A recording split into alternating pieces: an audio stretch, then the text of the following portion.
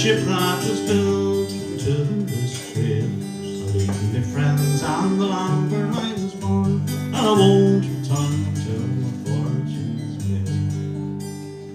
Well, táimid an seo in Sunflower Bar in Malferste, agus táimid ag glacu parts in Sunflower Folk Club, being the Sunflower Folk Club in San Bhar seo gach ihe yeardín, agus ceoltarí anmhaith a mbean an seo being ceoltarí a hagan gach seachtain, agus bíonn siad san na ceol ón Urlar mas maileat agus an sin bíonn agin. Agus an nacht tá Siobhan Peoples, Brendan Begley, agus Lísa Kelly ag seanim agus ihe intach a bheith an táimid cinse. Níl ban agam sníl plan agam sníl faras agam dú hen, sníl affi rúd a tíl agam na grimla chuir an a bhéil, hosa war na mébi amaja, nar fásnar a bhí mé hog, an is me hí go sanna chuisma hinniu hen ghol cheol.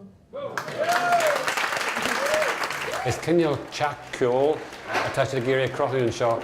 Bhí Sunflower Folk Club an seo Malferste bliantí fadó hinnas na 8 agus na 7 agus thuaidh sin ar fáin na bliantí agus bhí gach ceoltar mór le rá inhearan in san Folk Club sin. In sna leitheanta sin bhí na Common Ceol na Folk Clubs ar fud Malferste agus ar fud na tíre.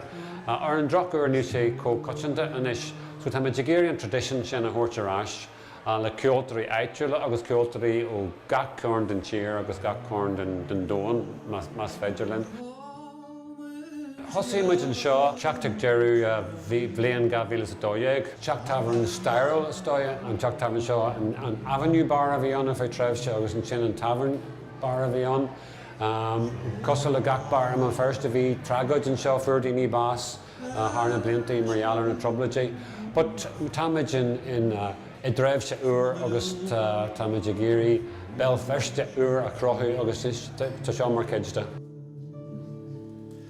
Is le fáin an leil, ring it in the roin, an trá the ball siúl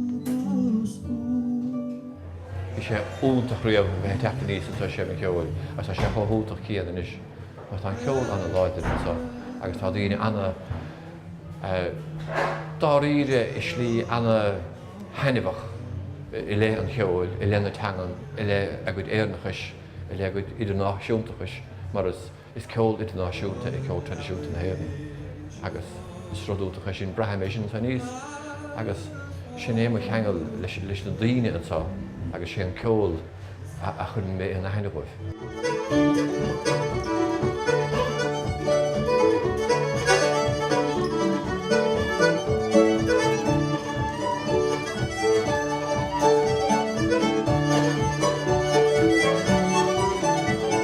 Cumarsáide sé ceol, agus ní mar a chéile láir tú le héan bhirt, sin é an rud a chaú dhéanamh gcónaí tá héana chud na rúnt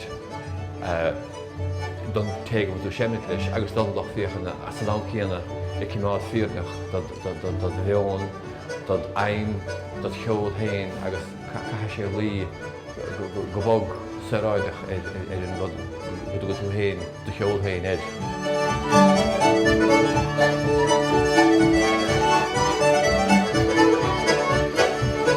Tá ceoltarí den Sky Malferste agus sílan go bhfuirtí táhachtach go daganmid ardan den na ceoltarí éitiúla agus go gurmid suasan sin iad mar taistead cumáid agus an amnaí níos fearr na ceoltarí chuna éitre béala san tír.